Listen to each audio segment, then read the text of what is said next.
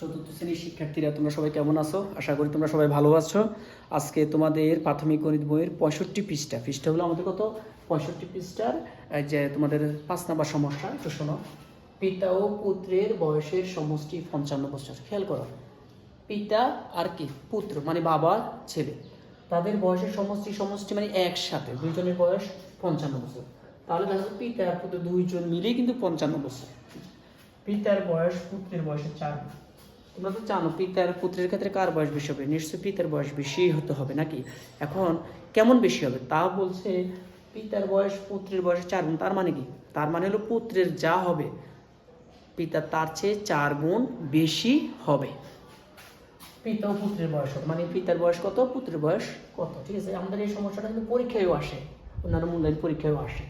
তাহলে দেখো, পুত্রের বয়স যদি 1 হয়, পিতার হবে 4। পুত্রের বয়স যদি 10 হয়, তাহলে আমরা 10 গুণ 4, 4 10 40, এইভাবে তো করবো। পুত্রের বয়স যদি তোমার 15 হয়, পিতার হবে 15 গুণ 4, 4 15 60। তার মানে পুত্রের বয়সের 1 গুণ, পিতার বয়স পুত্রের বয়সের 4 গুণ। দেখো আমরা এই কাজটা এইভাবে করতে পারি, একটু খেয়াল করো, মনে করি। আমরা লিখব পুত্রের বয়স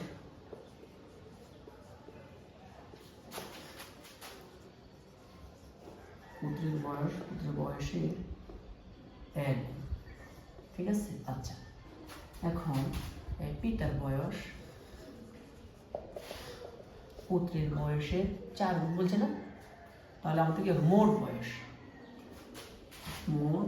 দুইজনের মোট বয়স কত গুণ হবে? তাহলে তোমরা বলো।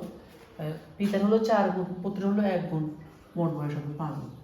তার মানে হলো আমরা এখন পিতা আর পুত্রের মধ্যে তাহলে আমরা কার বয়সটা আগে নির্ধারণ করবো? অবশ্যই পুত্রের বয়স আগে নির্ধারণ করব। কেন করব? কারণ পুত্রের বয়সটা নির্ধারণ করতে পারলেই তো আমরা সেটাকে 4 দিয়ে গুণ দিলে পিতার বয়সটা পেয়ে যাব।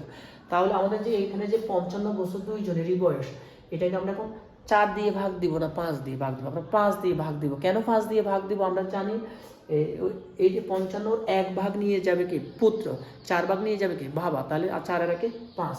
তাহলে আমরা সবার আগে পুত্রের বয়সটা বের করব। এই যে পুত্রের বয়স কত, তোমার দুইজনের বয়স হলো 55। তাহলে আমরা 5 দিয়ে যখন ভাগ দিব তখন কত হবে? 5 একে 5, 5 একে 5, 5 11 55 বছর, 5 11 55। আচ্ছা, তো আমরা তো জানি পুত্রের যা হবে পিতা তার চেয়ে কি হবে বলো, 4 গুণ বেশি হবে। তাহলে পুত্রের হলো কত? 11। তাহলে বলছে কি 4 গুণ 11 গুণ 4, 4 11 44 বছর। তাহলে পিতা ও পুত্রের আলাদা আলাদা বয়স নির্ধারণ হয়ে গেল নাকি? পুত্রের হলো 11 বছর, পিতার হলো 44 বছর। এখন আমাদের সমস্যাটা ঠিক আছে কিনা সেটা আমাদের দেখো, 44 সাথে 11 যোগ করলে কিন্তু 55 আর 5 5, আমাদের মোট বয়স কিন্তু 55 বছর। ঠিক আছে।